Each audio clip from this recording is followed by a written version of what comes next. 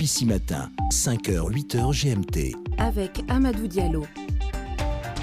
Avec moi, Maria Mathiam, tout au long de cette matinale de BBC Afrique. Bonjour, l'Espagne, première escale de cette édition. Le roi Juan Carlos au chevet des victimes du train qui a déraillé dans le nord-ouest du pays. Il a rencontré des blessés à l'hôpital de la ville de Saint-Jacques-de-Compostelle. Le poids de l'âge fatigue l'ancien président cubain Fidel Castro, confie le président de l'Uruguay. L'envoi de courrier par voie postale est en baisse. Nous avons enregistré une déclinaison à partir des années 90 d'à peu près 1 point chaque année. Les postes du monde bien obligés de s'adapter face à la concurrence d'Internet. Constat d'Ahmed Kada, vice-président de la coopérative télématique de l'Union postale universelle, qui sera d'ailleurs notre invité dans la seconde partie de ce journal. La messe de clôture des journées de la jeunesse catholique au Brésil de demain, transférée à Copacabana du fait d'inondations sur le terrain initialement retenu. À suivre la revue du web et les sports. BBC Afrique. Le 5h, Maria Mathiam. L'Espagne d'abord, les enquêtes se poursuivent pour déterminer les causes de l'accident de train de mercredi qui a provoqué la mort de 80 personnes. Le roi Juan Carlos d'Espagne a visité le CHU, le centre hospitalier universitaire de Saint-Jacques-de-Compostelle. Il a rencontré les survivants de l'accident de train qui a tué 80 personnes. Le roi a présenté également ses condoléances aux familles des victimes du pire accident de train en 40 ans en Espagne. Je vous propose d'écouter le roi Juan Carlos d'Espagne. Toda España está pendiente de esto, realmente todos los españoles. Toute l'Espagne est concernée et tous les Espagnols se joignent à la douleur des proches des défunts. Nous espérons que les blessés se rétabliront progressivement. Nous tenons à féliciter les bénévoles, le personnel médical et les donneurs de sang. Pour le comportement et l'esprit de citoyenneté que chacun d'eux a montré, nous voulons leur dire merci. Le roi d'Espagne, Juan Carlos, il faut dire que le train roulait à 190 km/h, 2 fois plus que la vitesse indiquée pour prendre le virage, Marema. Des témoins ont d'ailleurs confirmé que le train roulait à vive allure à l'approche de la gare de Saint-Jacques-de-Compostelle. Elena, 15 ans, était dans le train. Elle nous décrit les derniers instants avant le déraillement. J'étais dans le train, j'écoutais de la musique sur mon téléphone et à un moment j'ai remarqué que le train a commencé à aller vraiment très vite. Et soudain des bagages sont tombés de partout et après, la seule chose dont je me souviens est que je me suis retrouvé sous des sièges avec des bagages et des corps sur moi. Ma jambe était coincée, je ne pouvais pas la bouger, j'ai crié au secours, mais personne ne répondait. Finalement, un pompier est venu, il m'a aidé à sortir. Il a dû me porter parce que je ne sentais plus ma jambe. Elena, une adolescente qui était dans le train. L'épidémie de choléra qui avait tué 8000 personnes en Haïti en 2008 serait le fait de casques bleus établis à l'époque dans le pays. Conclusion d'un groupe d'experts internationaux après une enquête dont les conséquences pourraient être importantes, notamment sur les dédommagements de plusieurs milliards de dollars réclamés par les familles des victimes devant une cour américaine. Nathalie Wakam. L'épidémie de choléra avait mis dans l'embarras l'ONU. Il s'est agi d'une crise à portée morale et juridique. Au début de son déclenchement, toutes les pistes menaient vers un camp dans lequel étaient installées des troupes népalaises de maintien de la paix des Nations Unies. Les eaux usées du camp s'étaient répandues à une rivière voisine et puis jetées dans une fosse à ciel ouvert.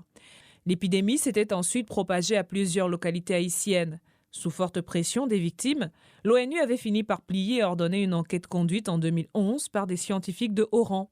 Ils avaient conclu dans un rapport officiel des Nations Unies qu'aucun individu ou groupe n'était à blâmer. Le même groupe d'experts indique avoir découvert des preuves microbiologiques.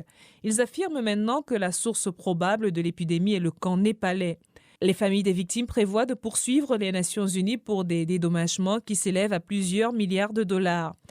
L'ONU précise dans cette affaire qu'elle bénéficie d'une immunité contre toute poursuite. Mais les parents des victimes font savoir qu'ils engageront quand même des actions devant une cour américaine. Ces nouvelles preuves publiées par les experts pourraient constituer un coup de pouce.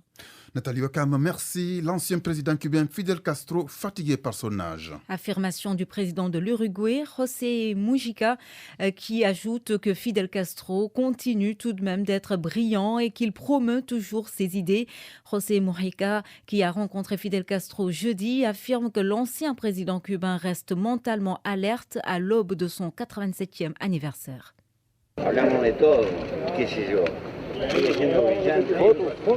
Nous avons discuté de plein de choses. Qu'est-ce que je peux vous dire?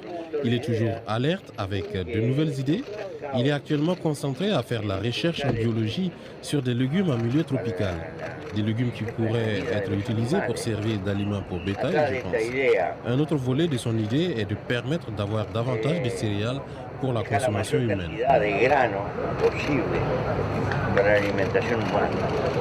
Le président de l'Uruguay plutôt.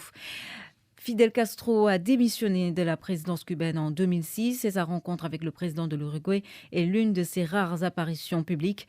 Le président uruguayen, à l'instar d'autres leaders politiques latino-américains, doit participer aujourd'hui aux cérémonies du 60e anniversaire de l'attaque de la caserne de la Moncada à Santiago de Cuba, menée par Fidel Castro et ses hommes. Une attaque qui a échoué mais qui a marqué le début de la lutte qui devait renverser le régime de Batista en 1959. L'info à la une sur BBC Afrique. Les postes du monde souffrent beaucoup de la baisse du courrier traditionnel à cause des emails. Envoyer en un clic, écrire un courriel est plus simple et surtout ne coûte pas un sou. Heureusement pour les postes du monde que les envois de colis maintiennent le cap de la croissance vu le succès de l'e-commerce, le commerce électronique. Ahmed Kada, vice-président de la coopérative télématique de l'Union postale universelle. Nous avons enregistré de façon générale une déclinaison à partir des années 90 d'à peu près 1 point chaque année. Lors des 5 dernières années, à 2 points, à 3 points, selon les zones géographiques. Et je crois que cette déclinaison diffère par rapport aux zones géographiques. Par exemple, les pays nordiques, surtout ou qui ont connu beaucoup d'économies numériques. Il y a d'autres pays qui continuent à avoir une croissance de courrier classique, mais ça par rapport à l'environnement économique. Surtout, je parle des pays en développement, comme vous le savez. Donc vous voulez dire qu'il y a des zones ou des niches dans lesquelles le courrier traditionnel arrive à stagner ou à évoluer? Oui, il a des jours devant lui, surtout avec le taux de bancarisation. Par exemple, il y a des pays d'Afrique où il y a l'inclusion financière, où il y a un grand potentiel de croissance. Mais il ne faut pas être aussi très optimiste. Ça, je parle par rapport au courrier classique de gestion. Le point d'inflexion arrivera prochainement. Mais les opportunités, plutôt pour la Poste, il y en a surtout dans la logistique et le commerce électronique. Et quelles sont les opportunités pour la Poste? Au niveau des colis, ça fait 2 ou 3 ans que nous avons enregistré à peu près sur 60% d'opérateurs de Poste qu'il y a un taux de croissance de 2 chiffres par rapport aux colis. Et ça, c'est afférent et c'est une conséquence de l'évolution du commerce électronique. Ahmed Kada de l'Union postale universelle au micro de Claude Folly. Il sera tout à l'heure l'invité monde de BBC Matin. 5 pirates informatiques inculpés par la justice américaine. Ils sont soupçonnés d'avoir accédé au système de plusieurs sociétés américaines et européennes pour dérober plus de 160 millions de numéros de cartes de crédit. Claude Folly. Les 5 hommes, 4 Russes et un Ukrainien, ont été inculpés dans l'État du New Jersey. 2 des prévenus, Vladimir Drinkman et Alexandre Kalinin, ont été arrêtés en juin 2012 aux Pays-Bas sur demande des États-Unis. Les 3 autres personnes sont toujours en fuite. Le groupe est soupçonné d'avoir pénétré les systèmes informatiques d'une quinzaine de sociétés, dont une chaîne de supérettes, une compagnie aérienne et un groupe bancaire. La justice fédérale américaine les accuse d'avoir installé des logiciels malveillants dans les systèmes de ces sociétés pour collecter ensuite des données de cartes bancaires. Ces pirates auraient prélevé ainsi plus de 160 millions de numéros de cartes bancaires qu'ils auraient revendus de 10 à 50 $ pièce selon qu'il s'agissait d'une carte américaine, canadienne ou européenne, ce qui leur a permis de toucher plusieurs centaines de millions de dollars. Le procureur Paul Fishman. Nous poursuivons souvent des personnes qui utilisent les fruits de ce genre de crimes, comme des voleurs de cartes de crédit. Les personnes que nous venons d'inculper sont ceux qui sont au sommet, qui volent les données en gros pour les fournir à d'autres. Nous avons fait un grand pas vers le démantèlement de cette organisation. Le démantèlement de ce réseau constitue, selon le département américain de la justice, la plus grande opération de piratage informatique et de vol de données de ce type jamais poursuivi aux États-Unis. Nous restons aux États-Unis où le président a reçu son homologue du Vietnam à la Maison-Blanche, occasion saisie par Barack Obama pour interpeller Truong Yang Sang au sujet du respect des libertés de culte et d'expression au Vietnam, Atta Ahli Ahebla. Le président américain a lancé cet appel au cours d'une réunion qu'il a eue avec son homologue vietnamien. Obama a assuré que les discussions avec Chong-un Ton-sang étaient assez ouvertes.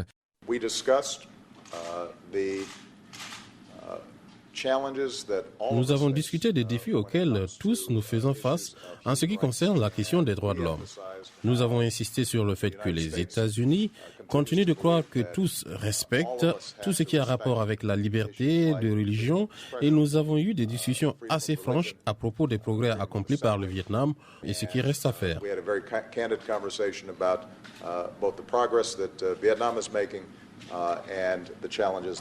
Sur le plan des échanges, Barack Obama a insisté que les deux pays étaient déterminés à s'accorder sur un pacte commercial régional.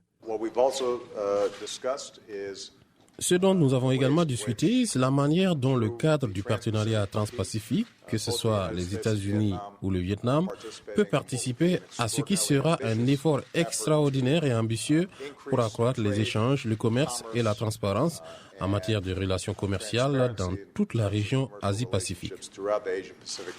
Le président vietnamien a reconnu qu'il y avait des divergences de point de vue sur la question des droits de l'homme. Nous avons parlé des conséquences de la guerre, y compris de la question des droits de l'homme, sur lesquelles nous avons des différences de vue. Chong Ton-sang a souligné enfin que ces divergences ne pourraient empêcher les deux pays d'avoir des relations assez étroites. Rappelons qu'il est le second chef d'État vietnamien à se rendre aux États-Unis depuis la normalisation des liens entre son pays et Washington, il y a 18 ans. Ata Aili Aibla, merci. À 5h11, bientôt 12 sur BBC Afrique. Le Moyen-Orient à présent, 100 000 tués dans la guerre en Syrie selon les Nations Unies. Autant de morts en plus de 2 ans de combat entre le régime de Bachar al-Assad et les mouvements opposés à sa présidence, alors que le secrétaire d'État américain John Kerry espère toujours la tenue d'une conférence internationale de paix. There is no military solution to Syria. Il n'y a pas de solution militaire en Syrie, il y a seulement une solution politique. Il faudra un leadership fort pour amener les parties à la table des négociations. Je me suis entretenu avec le ministre des Affaires étrangères russe. Nous restons engagés pour la tenue d'une seconde conférence de Genève et pour la mise en œuvre de Genève 1, les négociations de paix tenues en 2012. Nous ferons de notre mieux pour que cela se produise dès que possible. Le secrétaire d'État américain John Kerry, pour la deuxième fois en moins d'1 an, les coalitions aux urnes demain pour les législatives, madame. Un rendez-vous important. Théoriquement, le Parlement du Koweït est puissant comparé à ceux des autres pays du Golfe. Une institution qui fait cependant les frais des critiques politiques à répétition, des crises politiques à répétition que connaît le pays. Yacouba Ouedraogo. Le précédent Parlement avait été dissous par la Cour constitutionnelle qui avait alors évoqué un vice de procédure. Le vote de samedi ambitionne donc de doter le Koweït d'une assemblée qui sera installée en respectant toutes les règles. Mais plusieurs groupes d'opposition, allant des libéraux aux islamistes, en passant par les chefs tribaux, refusent de prendre part à ces élections. Ils protestent pour la deuxième fois contre la nouvelle loi électorale décrétée par l'émir, la plus haute autorité du pays. Mais en vérité, même sans cet appel au boycott, les observateurs ne s'attendent pas à une forte participation.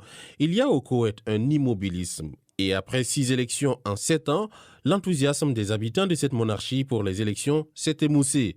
La canicule et le jeûne du Ramadan sont également des facteurs qui risquent de décourager les quelques électeurs qui voudraient quand même aller aux urnes samedi.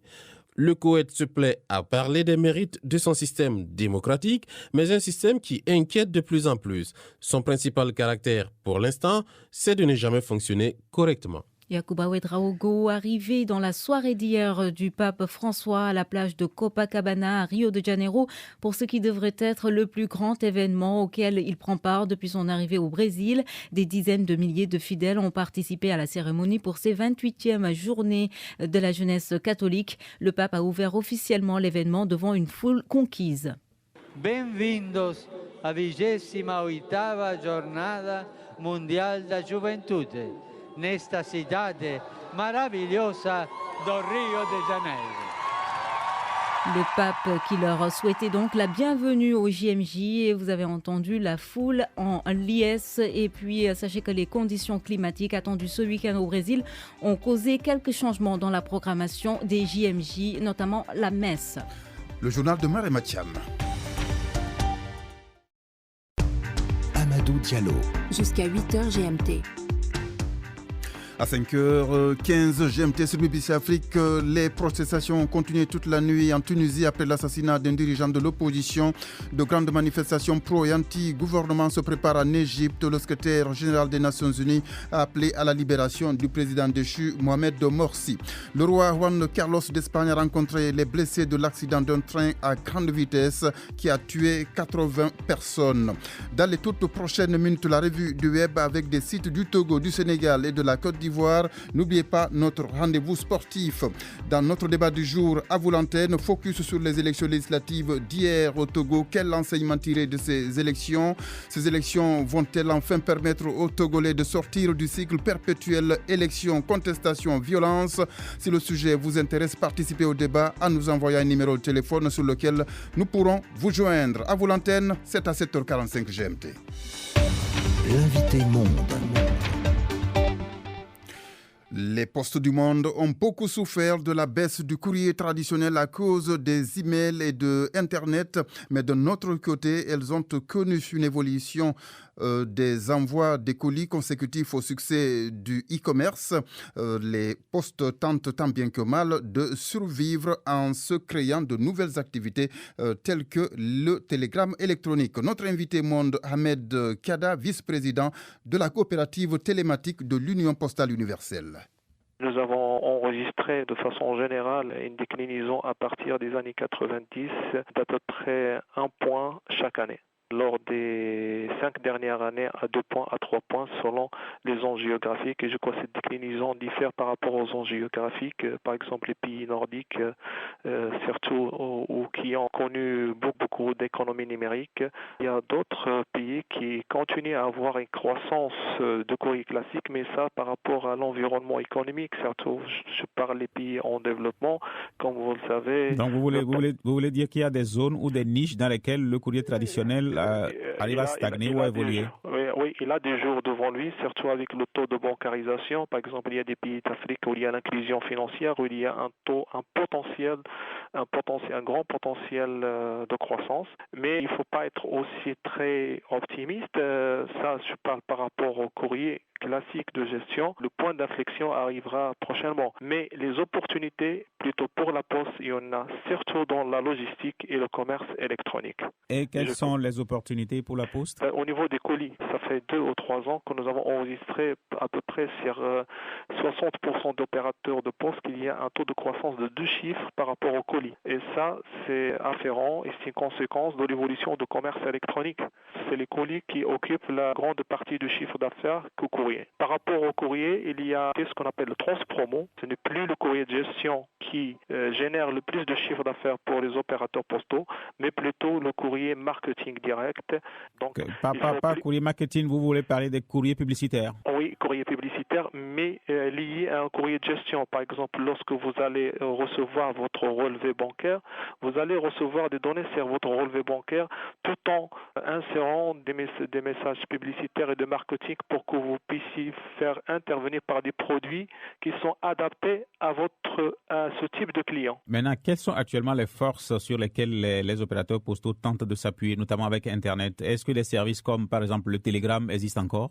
Non, plutôt, c'est pas le Telegram, mais nous avons plutôt développé des produits qui sont, comme on appelle, le courrier recommandé électronique ou le courrier hybride électronique ou le dépôt, ce qu'on appelle dans une plateforme multicanale, où vous pouviez déposer électroniquement ou physiquement votre courrier ou votre message et il est distribué ou bien électroniquement ou physiquement selon la demande des clients et le besoin du client. Vous voulez donc dire qu'il y a désormais des télégrammes physiques ou des télégrammes par courrier électronique? Oui, mais on ne s'appuie pas sur la technologie télégraphique. Maintenant, on s'appuie sur la technologie, c'est d'autres technologies. La technologie graphique, c'est une technologie qui a disparu, mais la fonctionnalité reste elle-même. Ce qu'on appelle le courrier recommandé, c'est un courrier recommandé hybride électronique rapide. Ce télégramme électronique, est-ce qu'il est suffisamment connu? Dans chaque pays, donc par exemple, je parle de la Poste française, ils appellent la lettre électronique. Je parle la Poste Portugal, il y a le Via CTT pays. Donc dans chaque pays, il a produit, des produits spécifiques. À travers le monde, quels sont les services auxquels les postes ont recours pour s'adapter? Il y a 2 axes de développement maintenant qui ont émané de la stratégie de Doha. La plus importante, c'est l'inclusion financière, c'est-à-dire que les postes via leur réseau et par rapport aux services électroniques, nous voulons transposer notre singularité sur le milieu physique et dans les transactions physiques dans le domaine électronique.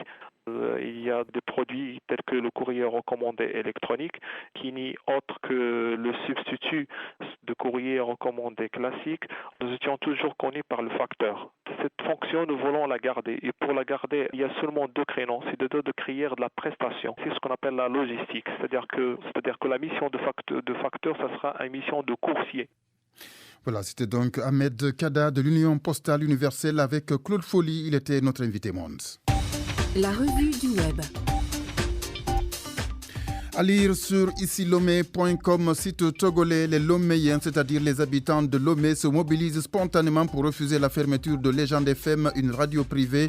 Le site rapporte qu'en pleine émission sur le déroulement des opérations de vote d'hier, un escadron de gendarmerie investit les locaux de la radio tout en exigeant l'évacuation des lieux et la fermeture de la radio. Des auditeurs de la radio se sont aussitôt déplacés pour faire obstacle aux forces de l'ordre. Sur abidjan.net, site ivoirien, à lire Côte d'Ivoire, 8 cas de condamnation pour non-respect du prix du cacao. Des opérateurs de la filière café-cacao ont été condamnés par la justice ivoirienne pour non-respect des prix fixés par le gouvernement, indique le Conseil du